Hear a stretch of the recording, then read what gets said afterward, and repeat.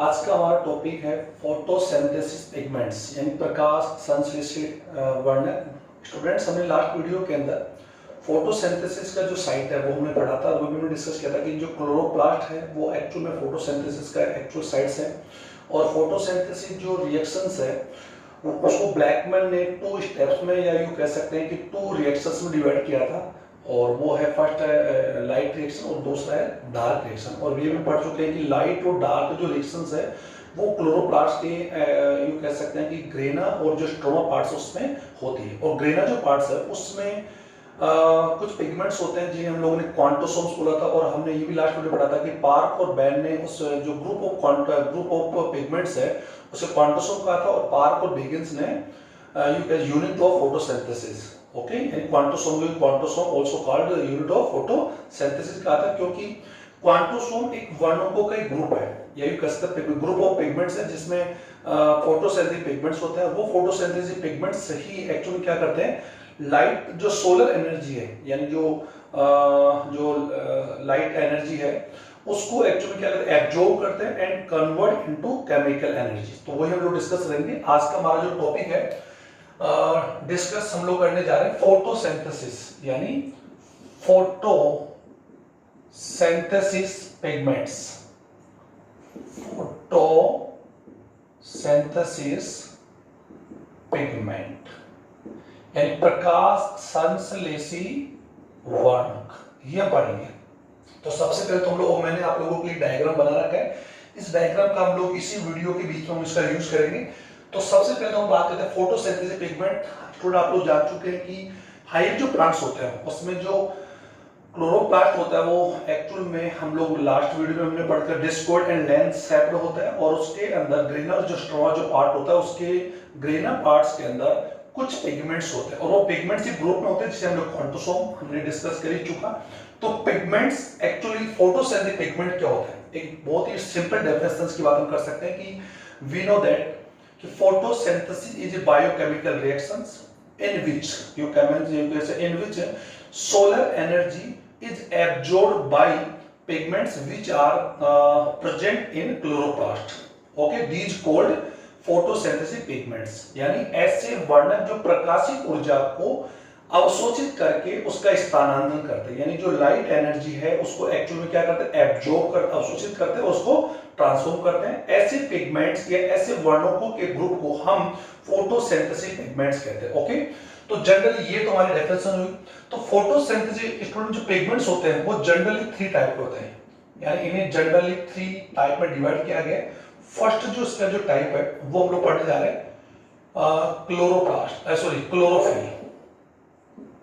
Chlorophyll है। Second carotenoids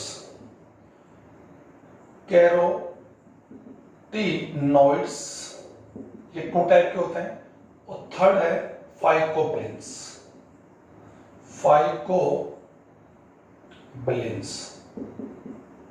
okay student, इनका हिंदी भी अगर हम लोग करें क्लोरोफिल यानी पर्णहरित, और कैरोटीनॉइड्स को आप लोग कैरोटीनॉइड्स ही हम लोग लर्न करें, फाइकोबिलेंस को लर्न करें, इनको हम लोग डिस्कस करेंगे। तो generally photosynthetic pigments are 3 type होते हैं जिनमें हम लोग इनको डिस्कस करेंगे वन बाय वन। सबसे पहले हम लोग डिस्कस करेंगे क्लोरोफिल को। तो स्टूडेंट्स आप लोग जानते हैं कि जो क्लोरोफिल जो एक ऐसा पिगमेंट्स है जो एक्चुअल में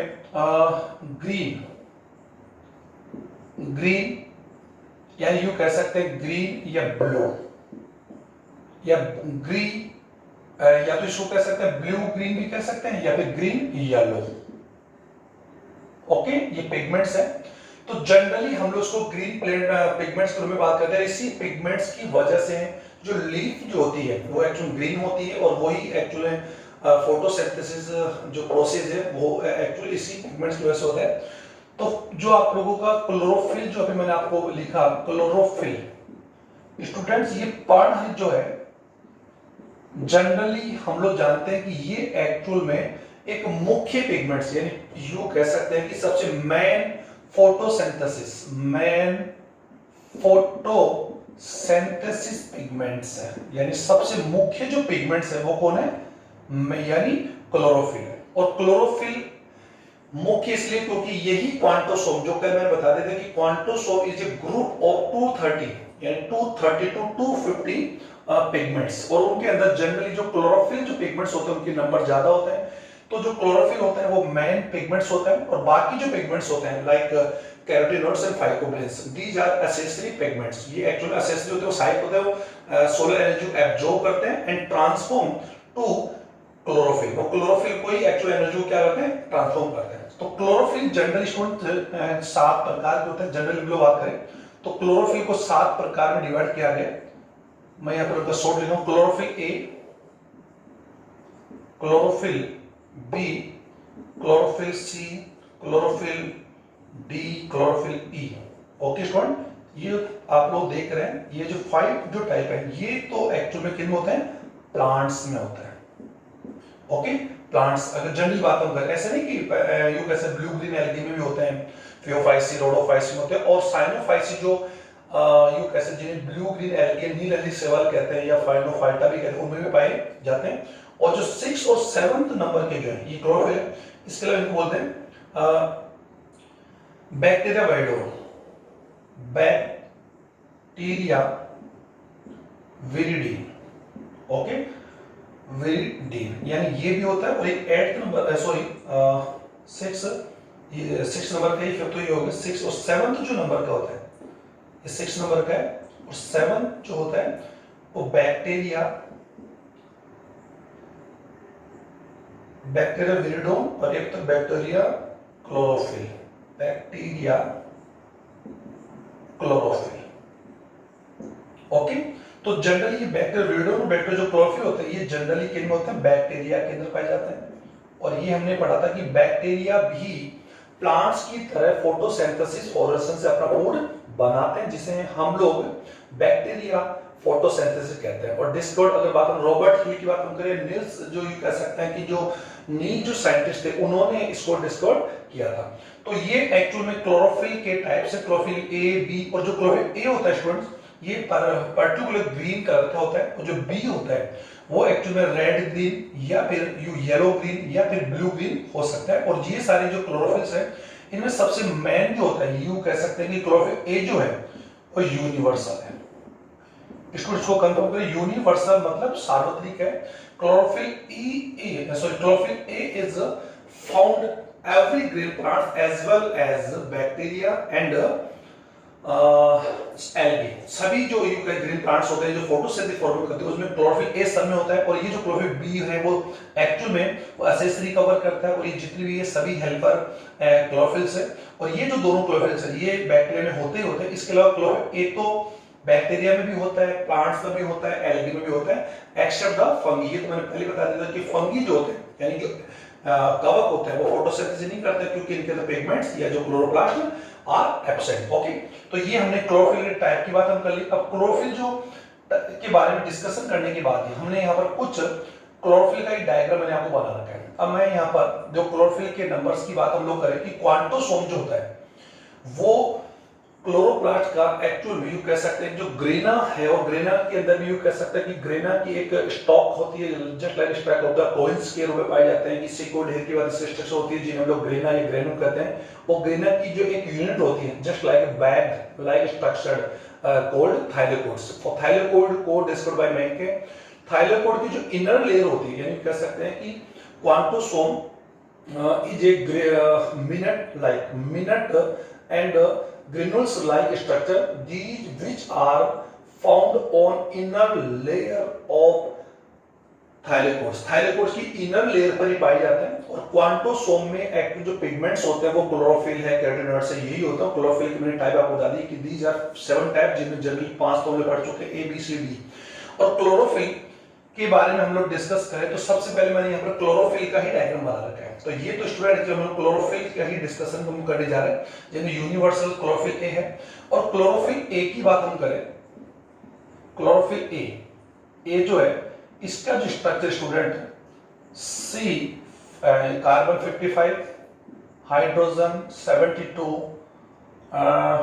ऑक्सीजन O5, N4 और Mg, यानी इसके अंदर कार्बन, हाइड्रोजन और ऑक्सीजन होते हैं। और साथ ही नाइट्रोजन जो एलिमेंट्स होता है उसके साथ इसमें मेटल होता है मैग्नीशियम, और इसका जो स्ट्रक्चर हम लोग भी देख लेंगे। और जो क्लोरोफिल बी की बात हम करें, क्लोरोफिल बी में C55 है, 70O6 N4 Mg, यानी क्लोरोफिल बी का फार्मूला। यानी जनरली अगर हम लोग इसकी बात हम लोग करें तो क्लोरोफिल में जो मेनली जो डिफरेंट होता है वो अभी मैं इसी डायग्राम के माध्यम से या इसका जो वीडियो होगा उसके माध्यम से मैं आपको एक्सप्लेन करूंगा।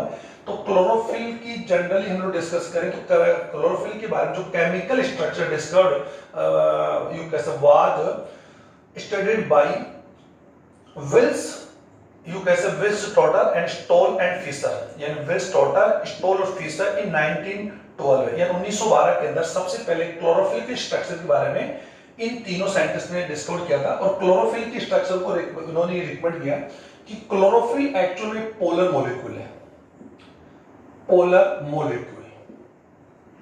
Okay student, polar molecules, okay, यानी ध्रुवीय अणु है, यानी ये ध्रुवीय अणु होता है, क्योंकि इसका एक जो पार्ट यानी इसका स्ट्रक्चर को हम लोग देख पा रहे हैं। तो इस स्ट्रक्चर में जनरली क्या होता है स्टूडेंट, इसका एक हेड पार्ट होता है और एक इसका टेल पार्ट होता है।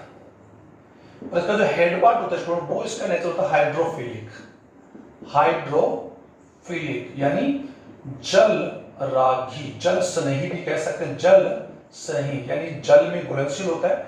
और जनरली इसका जो टेल पार्ट होता है वो स्टोर होता है ये तो आप लोग जानते हैं हाइड्रोफोबिक।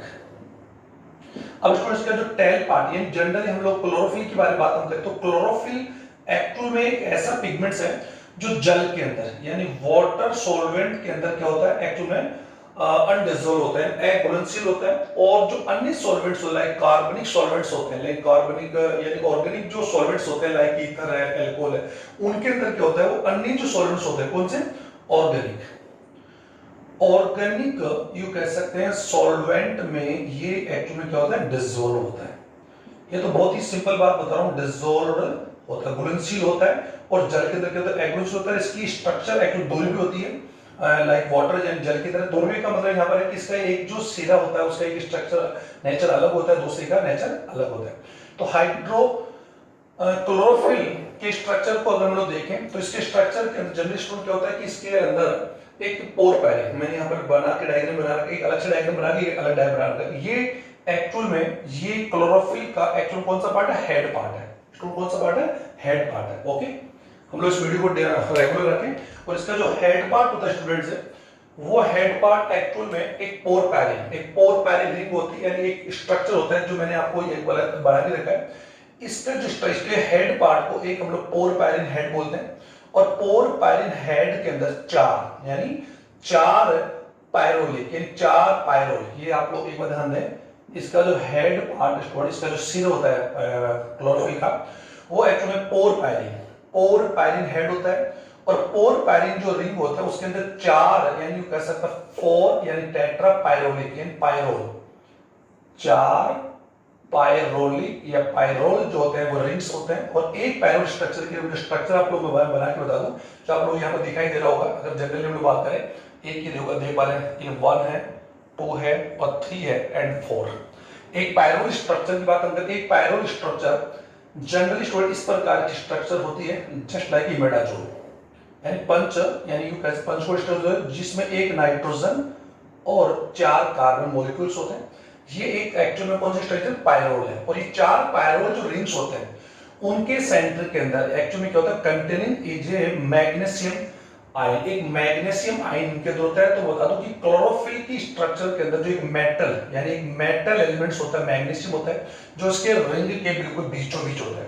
इसके रिंग से यू कहते हैं 4 पायरोल यानी 4 पायरोल जो रिंग्स होती है जो इसके मैग्नीशियम के द्वारा या नाइट्रोजन के द्वारा आपस में जुड़ी होती है।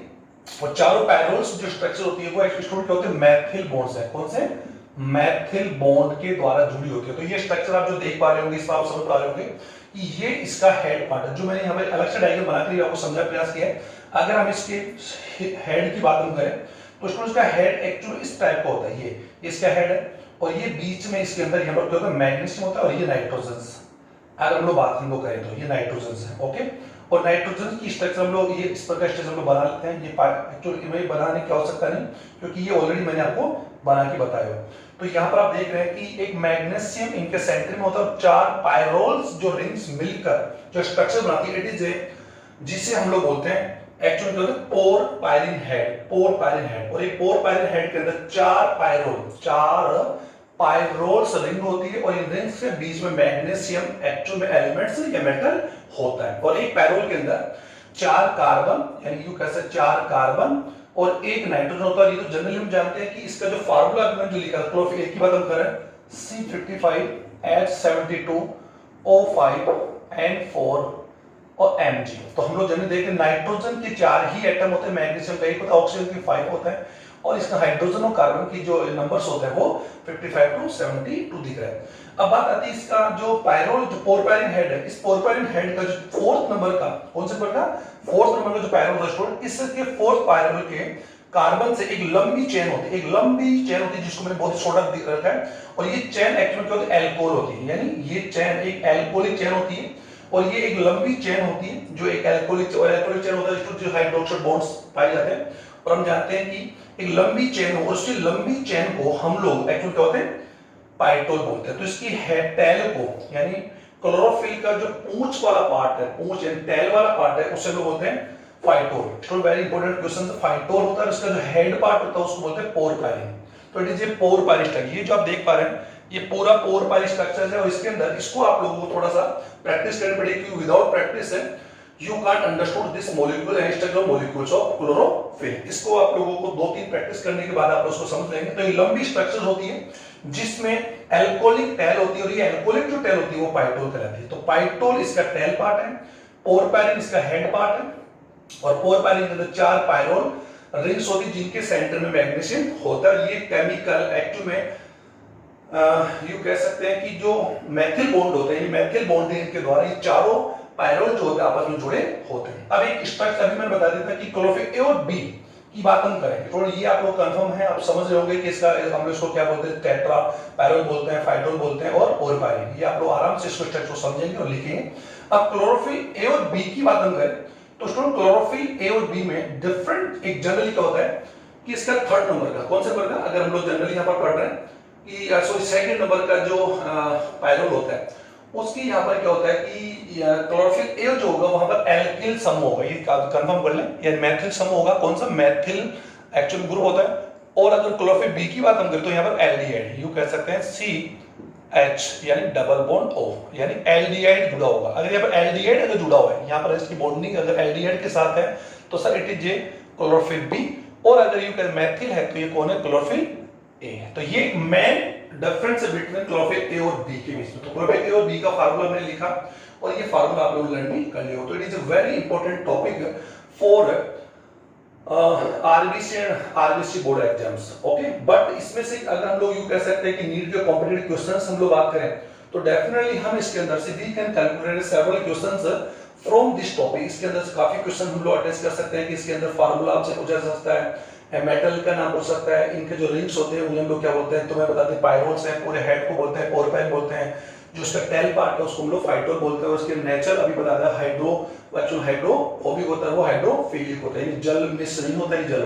और एक्चुअल में क्लोरोफिल की जो स्ट्रक्चर होती है वो जल के अंदर, अभी मैंने लिखा था कि जल में एब्रुलेंशियल होता है, ये इसका नेचर होता है, एब्रुलेंशियल एंड डिसॉल्व होता है। और जो other organic compound, other organic जो सॉल्वेंट्स होते हैं उनके तरह एक्चुअली होता है डिसॉल्व होता है। ये तो आप लोग कर ही लोगे।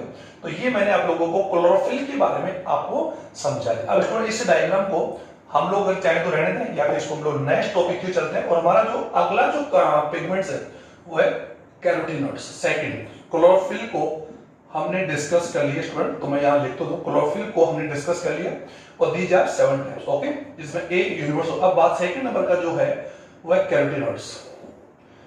Carotenoids, okay student. अब ये कैरोटीनॉइड जो होते हैं जनरली ये 2 टाइप की कैरोटीनॉइड्स होते हैं, और ये अगर बात हम करें, ये रेड और येलो, रेड और येलो टाइप के पिगमेंट्स होते हैं, और these are found all green plants, ये सभी ग्रीन प्लांट्स में पाए जाते हैं, ये आप लोग कंफर्म कर लें।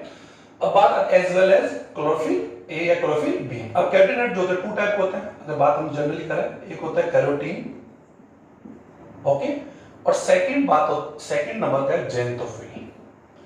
जेंटोफिल, ओके स्टूडेंट। अब यहां पर आप लोग एक बार देख, कैरोटीन जो होता है सर, इट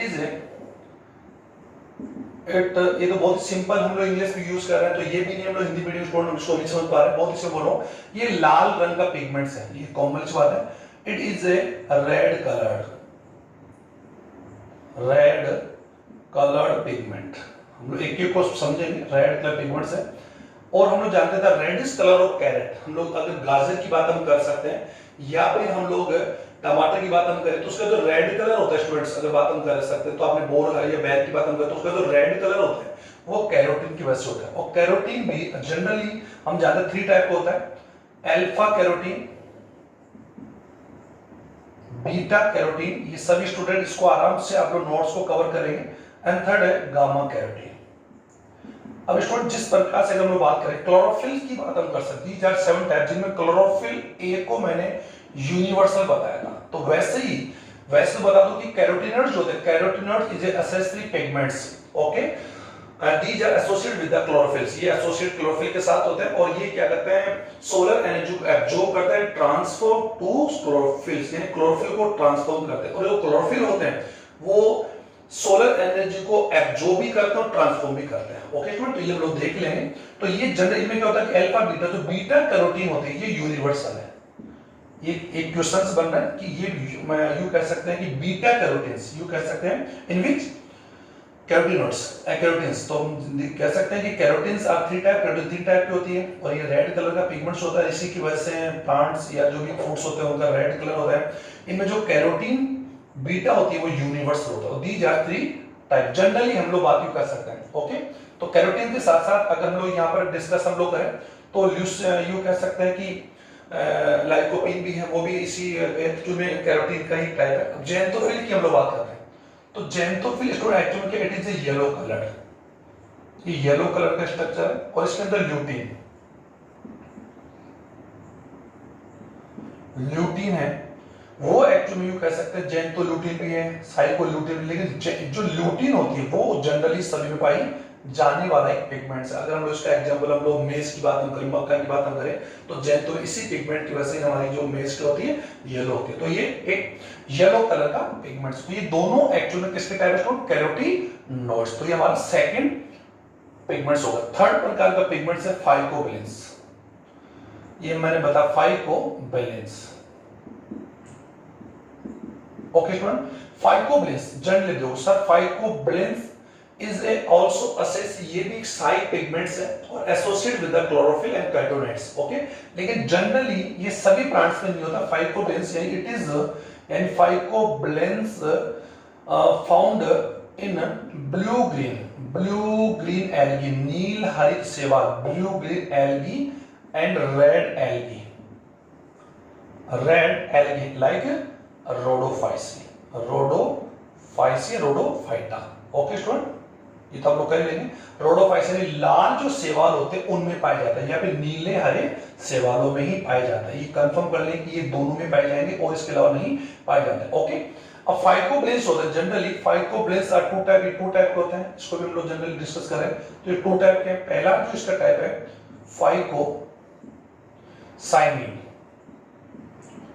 फाइकोसाइनिन, और सेकंड जो है फाइकोएरिथ्रिन,